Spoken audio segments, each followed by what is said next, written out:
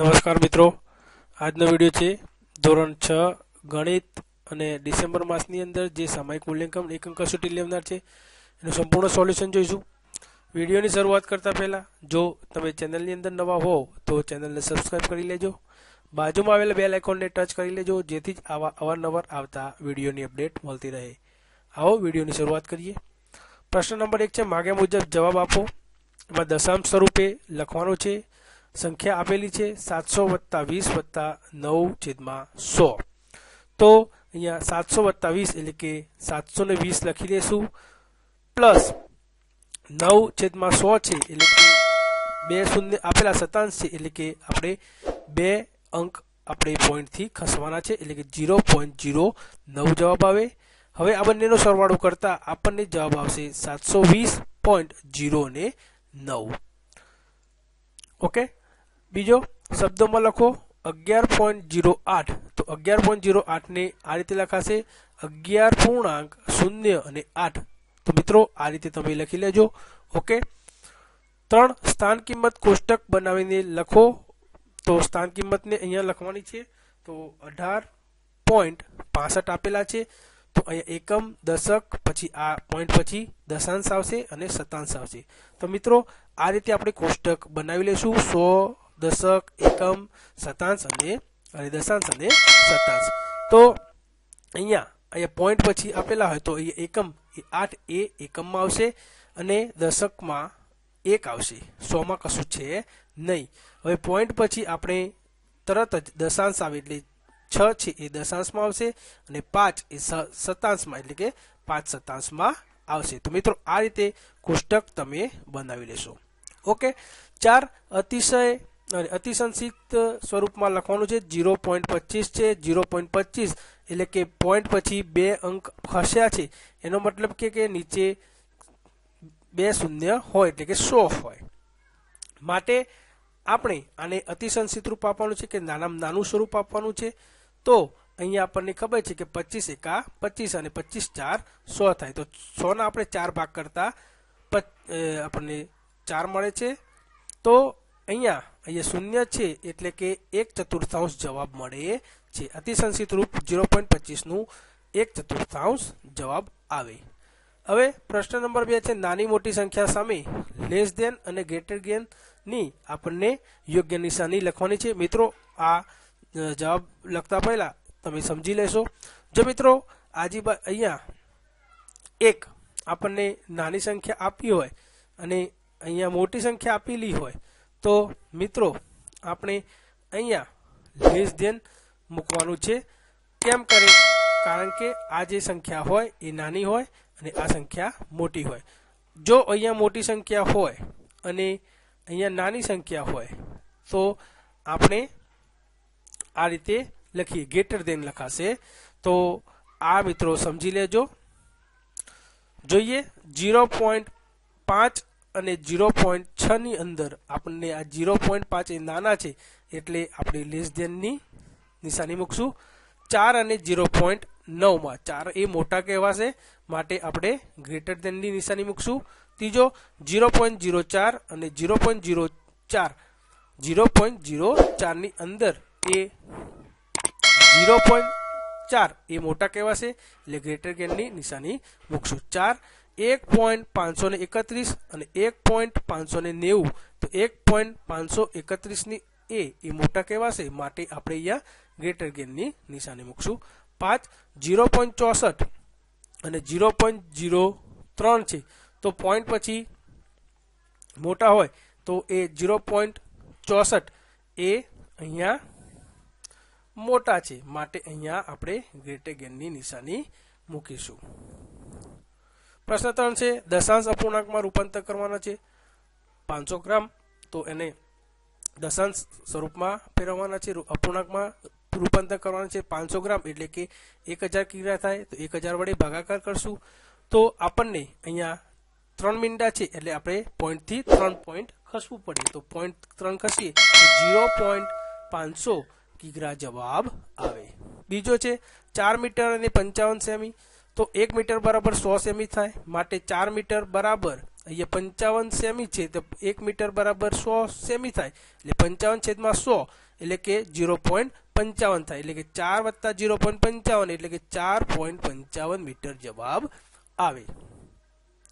જોઈએ 3 60 રૂપિયા અને 80 પૈસા. તો 60 રૂપિયા અને 80 પૈસા છે એટલે 1 રૂપિયો બરાબર 100 પૈસા થાય, માટે 60 રૂપિયાના 60 રૂપિયા અને 80/100 એટલે 80/100 એટલે કે 0.80 થાય, એટલે કે 60 + 0.80 એટલે કે 60.80 જવાબ મળશે. એ 60.80 પૈસા થશે. ઓકે, દાખલો 4 છે. તો અહીંયા આપણે સરવાળો કરવાનો છે. તો જોઈએ 280.59 વત્તા 24.20 અને વત્તા 38 છે. તો મિત્રો આ રીતે તમારે અંકો ગોઠવી લેવાના. તો 280.59 વત્તા 24.20 વત્તા 38. મિત્રો અહીંયા 38 છે તો અહીં 2 મીંડા લગાવી દેવાના, જેથી આપણને સરવાળો કરવામાં સરળતા રહે. તો 9 + 0 + 0 એટલે કે 9 જવાબ આવશે. 5 + 7 એટલે 5 + 2 એટલે 7 જવાબ આવશે. પછી 0 + 4 + 8 એટલે કે 12, વધી પડી 1, 8 ને 1 9, 10 11, 11 ને 3 એટલે કે 14, 14 નો ચોગડો વધી પડી 1 અને 2 ને 1 3 એટલે કે જવાબ આવશે 342.79 જવાબ મળશે. ત્રીજો 5.305 ઓછા 2.052, તો બાદબાકી કરવાની છે. તો મિત્રો અહીંયા 5.305 ઓછા 2.052, તો 5 માંથી 2 જશે તો અહીંયા આપણને 3 મળશે મિત્રો. પછી 0 માંથી 5 ના જાય તો માટે આપણે અહીંયા 2 મૂકશું અને અહીંયા 10 લેશું, 10 લેશું. 10 માંથી 5 જશે તો 5 રહેશે, અને 2 માંથી 0 જશે તો 2 રહેશે, અને 5 માંથી 3 જશે તો 3 રહેશે. તો આનો જવાબ આવશે 3.253. ઓકે, જોઈએ નેક્સ્ટ. પ્રશ્ન 5 સૂચના મુજબ દાખલા ગણો. જીમીલે ગણિતની ચોપડી ₹37.50 અને વિજ્ઞાનની ચોપડી માટે 34.60 ખર્ચ્યા. તો જીમીલ દ્વારા ખર્ચવામાં આવેલી કુલ કેટલી રકમ, કુલ રકમ કીધી છે એટલે આપણે સરવાળો કહીશું. તો ગણિતની અહીંયા ચોપડીની કિંમત છે 37.50 અને વિજ્ઞાનની ચોપડીની વત્તા છે 34.60. તો સરવાળો કરશું. 0 + 0 એટલે 0 થશે. 5 + 6 એટલે 11, વધી પડી 1, અહીંયા 7 ને 1 8, 8 માં 4 ઉમેરીએ તો 12 થાય, 12 નો બગડો વધી પડી 1, 3 3 6 અને 1 7. તો આનો જવાબ આવશે 72.10. તો જીમીલ દ્વારા 72.10 રૂપિયા ખર્ચવામાં આવ્યા હશે. 2 છે વિદિત દરરોજ 30 કિલોમીટર એટલે 50 મીટરની મુસાફરી કરે છે. તેમાંથી 10 કિમી અને 300 મીટર અંતર રિક્ષા દ્વારા અને બાકી રેલ અંતર બસ દ્વારા મુસાફરી કરે છે. તો બસ દ્વારા કેટલું અંતર કાપશે? તો મિત્રો અહીં આપણને દરરોજ વિદિત 30 કિમી અને 50 મીટર એટલે કે 30.050 કિમી મુસાફરી કરે છે. કેમ મીટર છે આપેલો છે એટલે કિલોમીટર બરાબર 1000 કિલોમીટર થાય, માટે 30.050 થશે. રિક્ષા દ્વારા 10 કિમી અને 300 મીટર એટલે કે 10.300 કિમી અંતર કાપે છે. તો મિત્રો આ બંનેનો આપણે સરવાળો કરી લઈએ.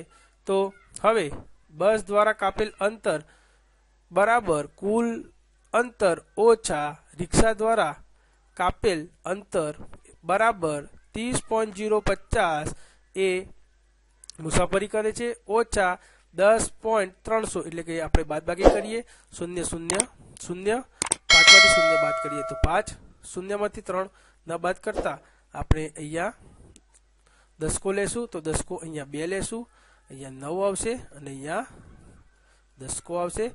10 માંથી 3 જશે તો 7 રહેશે, 9 માંથી 0 જાય તો અને 2 માંથી 1 જાય તો 1. તો જવાબ આવશે 19.750. તો આમ વિદિત દ્વારા એ 19 કિમી અને 750 મીટર અંતર કપાશે અથવા 19.750 કિમી અંતર એ ગમે તે જવાબ એક સાચો ગણાશે. તો મિત્રો આ હતું ધોરણ 6નું ગણિતનું અને ડિસેમ્બર માસનું સંપૂર્ણ સોલ્યુશન. મિત્રો વિડીયો ગમે હોય તો મિત્રો વિડીયોને લાઇક આપજો, કોમેન્ટ કરજો અને હા, તમારી આજુબાજુ ધોરણ 6ના વિદ્યાર્થીઓ રહેતા હોય તો જરૂરથી શેર કરજો, જેથી જ આવા સોલ્યુશન કરવામાં ઉપયોગી નીવડે. તો આવા જ વિડીયો સાથે ફરીથી મળશું. ત્યાં સુધી જય હિન્દ, જય Bharat. Subscribe my channel જીગરની Vidya Mandir અને બેલ બટન ઉપર પ્રેસ કરી અને લેટેસ્ટ અમારી ચેનલના વિડીયો મેળવો.